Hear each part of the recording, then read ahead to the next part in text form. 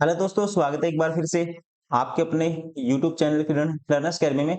इस वीडियो में रहेगा पार्ट 2 जनरल अवेयरनेस का। और हम कर रहे थे ये वाला पेपर जो पेपर नंबर 2 था। 6 अगस्त 2025 second shift steno grade C and D exam. Question number 76 to 100 तक। क्वेश्चन नंबर 76, तालीकोटा युद्ध में विजयनगर साम्राज्य को पराजित करने वाले सल्तनतों के संघ का नाम क्या था? तो दोस्तों इनको पराजित किया था दक्कन सल्तनत ने। दक्कन सल्तनतें। राइट आंसर होगा ऑप्शन 4।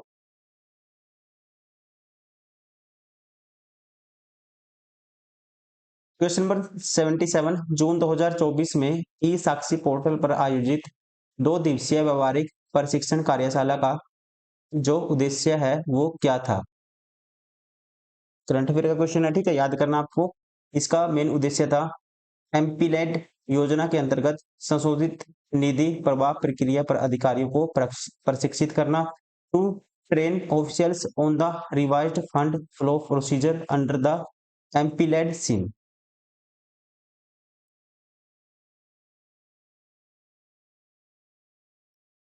एक से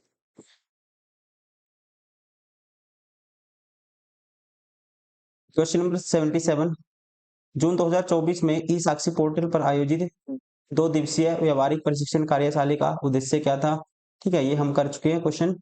नेक्स्ट 78, निम्नलिखित में से कौन सी विशेषता पश्चिमी तटीय मैदानों की पहचान है? ध्यान रखिए दोस्तों, भारत के पश्चिमी तटीय मैदान अपनी भौगोलिक विशेषताओं के लिए जाने जाते हैं, जिनमें विशेष रूप से केरल के मालाबार तट पर अनेक लैगून और बैकवाटर की उपस्थिति शामिल है। राइट आंसर होगा option 4, lagoon and backwaters. Question number 79, 10वीं 11वीं शताब्दी में चंदेला राजवंश द्वारा निर्मित कौन सा मंदिर अपनी उत्कृष्ट मूर्तियों के लिए जाना जाता है? इस मंदिर का नाम है कंदारिया महादेव मंदिर। और ये दोस्तों मंदिर जो स्थित है, ये स्थित है ये मध्य प्रदेश के खजुराहो में। Option first is correct.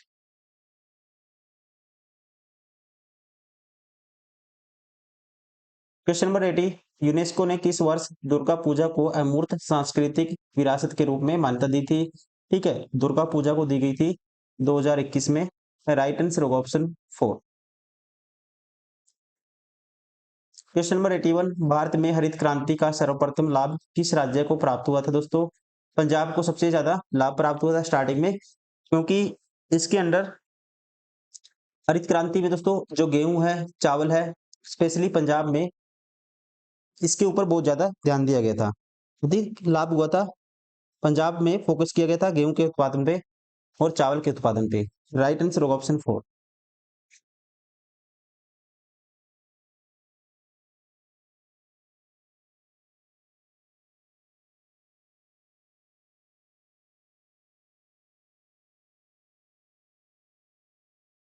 Question number 82, निम्नलिखित में से कौन सा कथन सही है?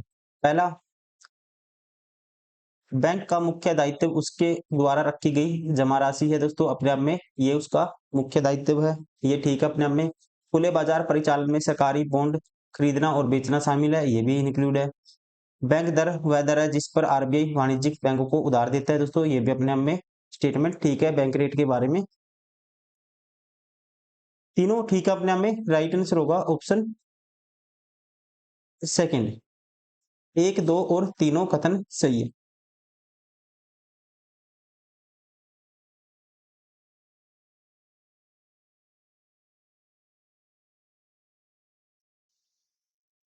क्वेश्चन नंबर 83, कथक शास्त्रीय नृत्य शैली भारत के किस क्षेत्र में विकसित हुई? दोस्तों ये उत्तरी मतलब कि विकसित हुई है, माना जाता है उत्तरी भारत में। और कहाँ का लोक नृत्य है famous in Uttar Pradesh? Right answer होगा option second.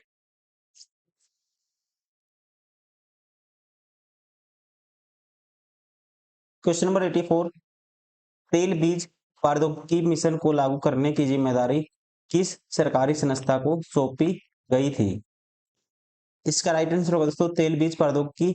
The government body was responsible for implementing the technology mission on the oil seed. ठीक है, तो उसका नाम है गवर्नमेंट दोस्तों, ये है कृषि मंत्रालय। देखो, ऑयल सीड मतलब बीज, ये खेती में होता है, सारे चीजें रिलेट करके भी याद कर सकते हो आप। किसमें, किससे दोस्तों, कौन सी गवर्नमेंट है? कृषि मंत्रालय। राइट आंसर होगा ऑप्शन 4।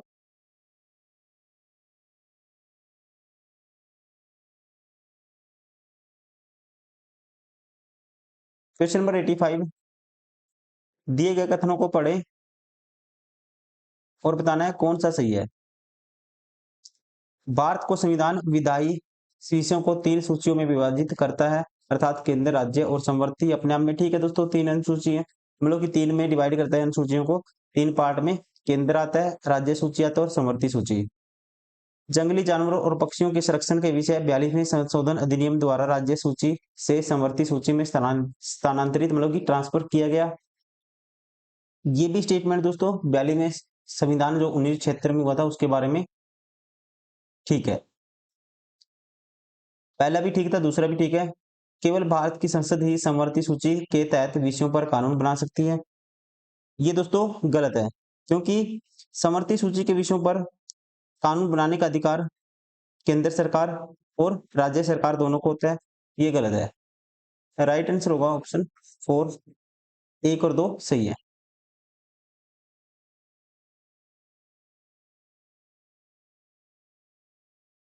क्वेश्चन नंबर 86, उत्तर पश्चिमी भारत में अरब आक्रमणों को सफलतापूर्वक विफल करने वाले प्रतिहार शासक कौन थे? इस शासक का नाम है, ध्यान रखना आपको, नागभट्ट प्रथम। ध्यान रखेंगे, उत्तर पश्चिम भारत में अरब आक्रमणों को सफलतापूर्वक दोस्तों विफल किया था प्रतिहार शासक नागभट्ट प्रथम के द्वारा। Right answer option second. Question number 87, जब कोई तरंग किसी संकीर्ण छिद्र से गुजरती है तो निम्नलिखित में से कौन सी घटना घटित होती है? कहता है which of the following phenomena occurs when A wave passes through a narrow slit. जब नैरो स्लिट में से पास करेगी दोस्तों तो क्या होता है? फिजिक्स में पढ़ा होगा, क्लास 12th में टॉपिक आता है, दैट इज कॉल्ड डिफ्रैक्शन। क्या कहते हैं इसको? डिफ्रैक्शन। और क्या होता है? डिफ्रैक्शन। लाइट आई, किसी कोने पे टकराई, मुड़ गई, दैट इज कॉल्ड, पहली बेसिक डेफिनेशन है फिजिक्स में क्लास 12th में, इस चैप्टर में, डिफ्रैक्शन ऑफ लाइट। ठीक है, और जब स्लिट का यूज करते हैं हम, कोई भी तरंग किसी संकीर्ण मतलब कि पतले कह सकते हैं वे नैरो स्लिट से पास करेगी तो क्या होगी? ये घटना होगी, उसे कहते हैं डिफ्रैक्शन।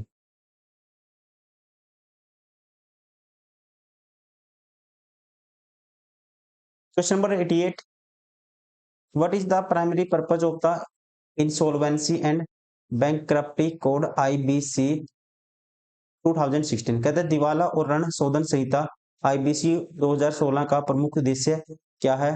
तो इसका जो प्रमुख उद्देश्य है दोस्तों, ध्यान रखना आपको, ये है व्यवसायों में वित्तीय संकट के समाधान की प्रक्रिया को सरल बनाना, to simplify the process of resolving financial distress in business. Right answer होगा ऑप्शन सेकंड। ये देखो, पहला था ये, दूसरा ये था, तीसरा। राइट आंसर होगा option third.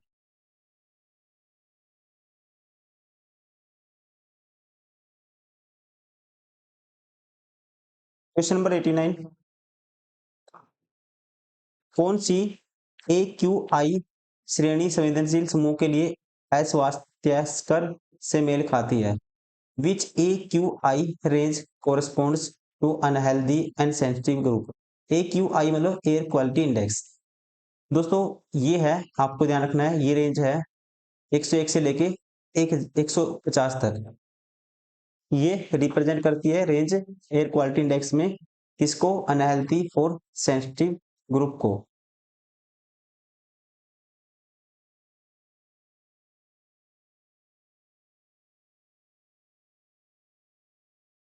Question number 90, Chabahar बंदरगाह के विकास में भारत की प्राथमिक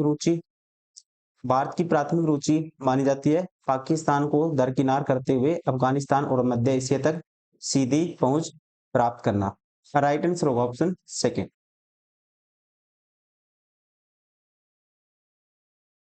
क्वेश्चन नंबर 91, आकांक्षी जिला कार्यक्रम एडीपी निम्नलिखित पर केंद्रित है। एडीपी की फुल फॉर्म है aspirational districts programme.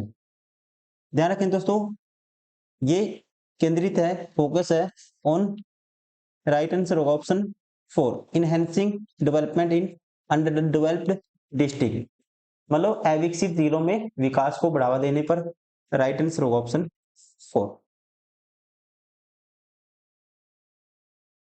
Question number 92,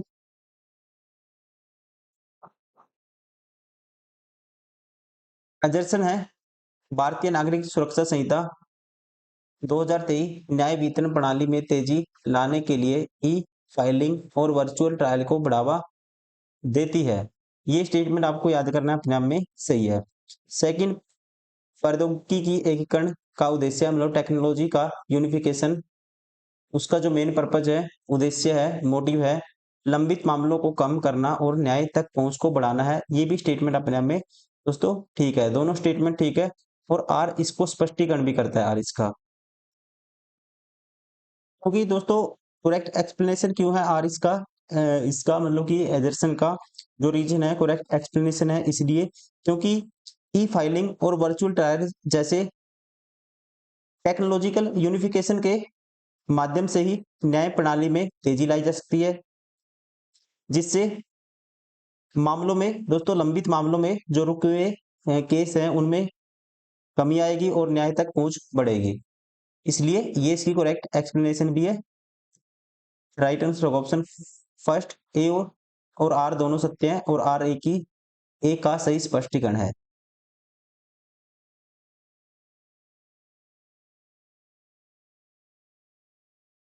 question number 93, Ghaghara नदी प्रणाली के संबंध में निम्नलिखित कथनों पर विचार करें और कौन सा सही बताना है। घाघरा नदी हिमालय में माप चांचुंगो ग्लेशियर से निकलती है, ये स्टेटमेंट ठीक है, आपको याद करना है। यह मैदानी इलाकों में प्रवेश करने से पहले शीर्ष पानी में एक गहरी घाटी बनाती है, ये भी ठीक है। यह शारदा नदी से मिलने के बाद इलाहाबाद में गंगा में मिल जाती है, ये स्टेटमेंट गलत है, क्योंकि दोस्तों ये मिल तो जाती है लेकिन इलाहाबाद या कहते हैं प्रयागराज में नहीं मिलती, बल्कि बिहार के छपरा जिले के पास ये गंगा में मिलती है। ये स्टेटमेंट इसलिए गलत है, कहाँ पे मिलती है, इलाहाबाद में नहीं मिलती, कहाँ पे, बिहार के छपरा जिले के पास मिलती है, ना कि इलाहाबाद या प्रयागराज में। ये इसलिए गलत है, एक और दो सही है, राइट आंसर होगा ऑप्शन सेकेंड।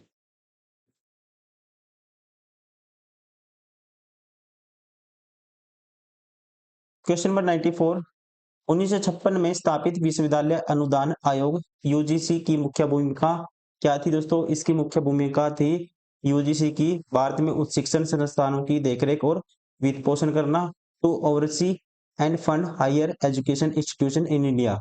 राइट आंसर होगा ऑप्शन 4।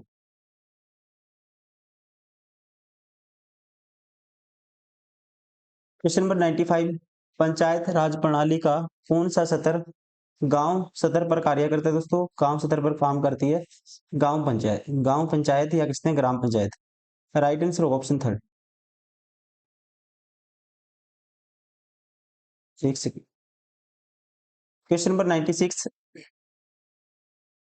भारत के राष्ट्रपति के निर्वाचन संबंधी विवादों को सुलझाने की जिम्मेदारी संस्था की है दोस्तों, ये होती है किसकी, सुप्रीम कोर्ट की। राइट आंसर होगा ऑप्शन सेकंड।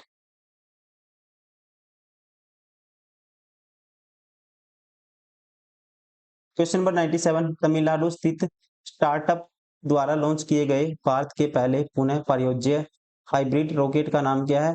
इस रॉकेट का नाम है, याद रखना आपको, रोहिणी 1 या रूमी 1। राइट आंसर होगा ऑप्शन 4।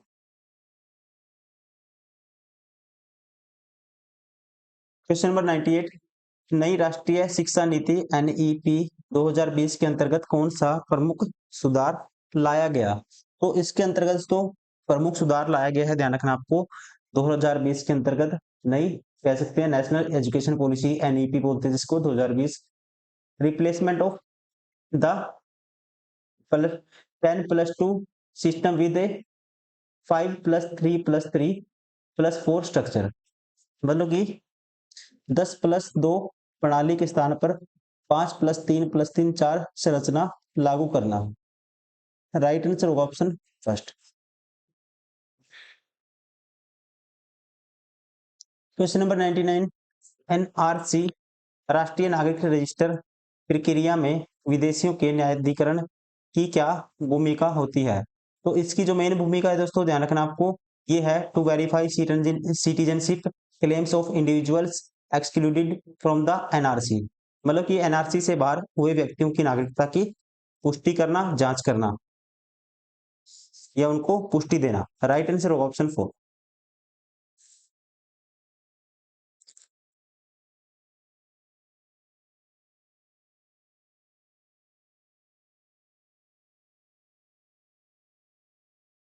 क्वेश्चन नंबर 100, अंतरराष्ट्रीय भूमंडल जयमंडल कार्यक्रम में कौन से इसरो केंद्र भाग लेते हैं? इंग्लिश में पढ़ता हूं, एक second. Which ISRO centres participate in the international geosphere biosphere programme? तो वो सेंटर है इसरो के, ध्यान रखना आपको, space application centre SAS, Indian institute and remote sensing, space application centre, national remote sensing centre, ये सारे भाग लेते हैं। राइट आंसर होगा ऑप्शन 4।